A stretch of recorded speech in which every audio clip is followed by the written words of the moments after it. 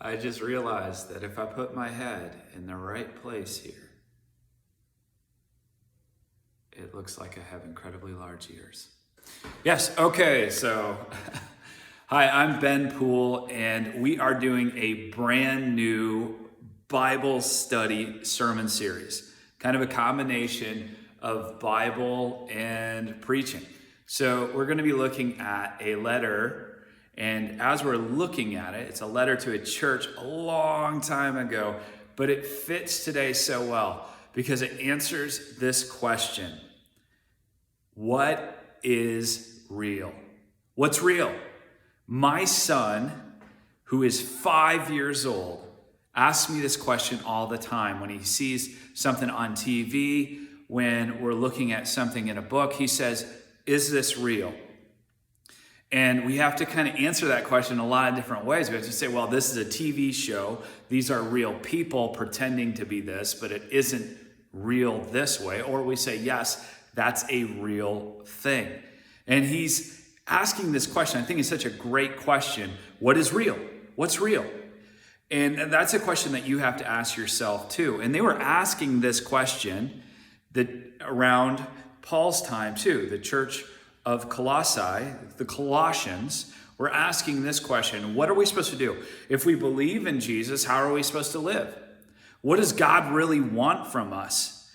And how do we say we believe, but then what do we do with that? That's kind of a good question too. But they had to answer a lot of other questions outside of that, like, are the other gods real that we've worshiped before? Are the idols real? What should we do with this idea that we have a spirit and a soul and a body? Like, how do we manage that? And are we supposed to eat only this type of food, or can we eat this food? Are we allowed to drink alcohol? Should we stay away from alcohol? What are we supposed to do?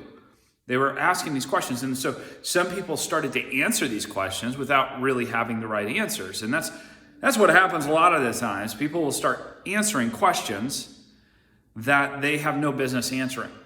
So if you blast it out there on Facebook, hey, what do you think of this? You're going to get a whole bunch of different opinions. And maybe some of those opinions are right, maybe some of them aren't. But how do you discern what's right and what's wrong? Well, Paul writes this whole letter so that they can understand, because they're young in the faith and because they're coming out of this culture that is very spiritual. And you may say, well, I'm not necessarily a believer in Jesus, and that's fine. This would be a great series for you to listen to come and see, or even watch it later online. Because Paul goes through a whole litany of here's what believers are supposed to do, and we can't really expect unbelievers to do that. But he also explains why this is real. And he explains the differences between religion and the relationship with Jesus Christ. How we're called into freedom and not bound into slavery, but instead we're set free. So we're going to start this series this Sunday, and we're going to be asking that question: what is real?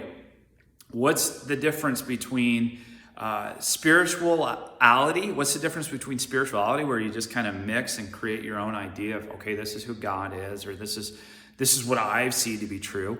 And then what does the Bible actually say about that? If you're a skeptic, if you don't believe, you're more than welcome to come and listen and even ask me questions afterwards or on here. That'd be great. But we want to invite everybody. Everybody is invited. Everyone is welcome at ABC. At ABC, we say this a lot, but we accept people where they are, and we make our goal very clear. We want you to believe in Jesus and then care for each other. But realize that we accept you where you are, because that's what Jesus did first. He loved everyone, and we want to love everyone too.